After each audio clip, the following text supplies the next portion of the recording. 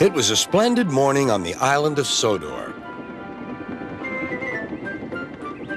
James was feeling very pleased with himself. His red paint gleamed in the sunshine as he sped along the line.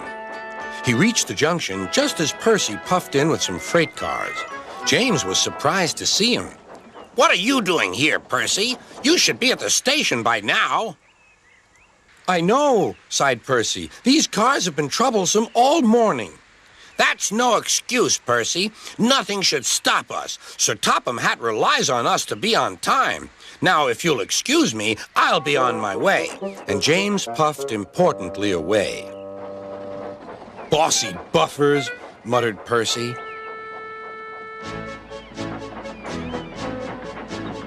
James arrived at the harbor. It was market day. The harbor yard was filled with the sweet smell of fruit from faraway lands. The fruit was delivered in big ships. James watched as strawberries, oranges, melons, and bananas were carefully loaded onto his cars.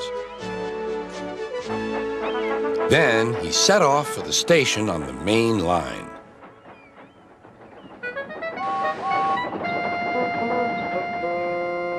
On the way, he met Thomas.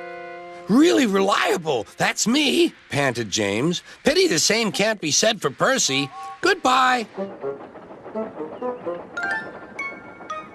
What was all that about? Gasped Annie and Clarabelle.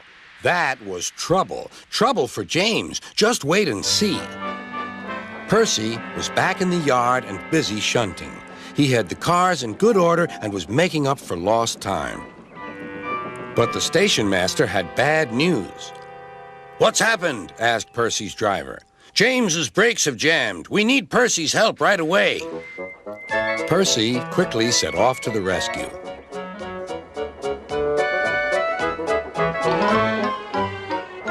James was stuck on the line and looking glum. Percy couldn't help laughing. Got yourself in a bit of a jam, eh, James? A sticky situation? Be quiet. It's not funny having jammed brakes.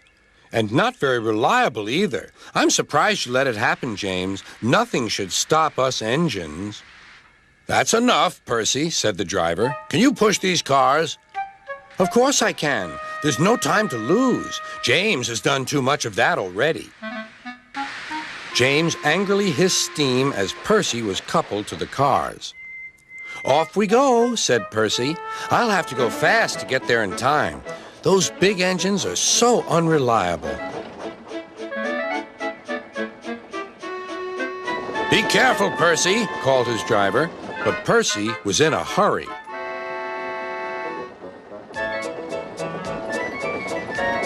He didn't see that the switch had failed and that he had been diverted into a siding.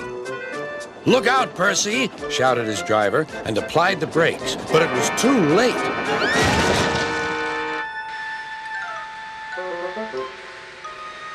The driver and fireman had jumped clear, but squashed fruit squirted all over Percy.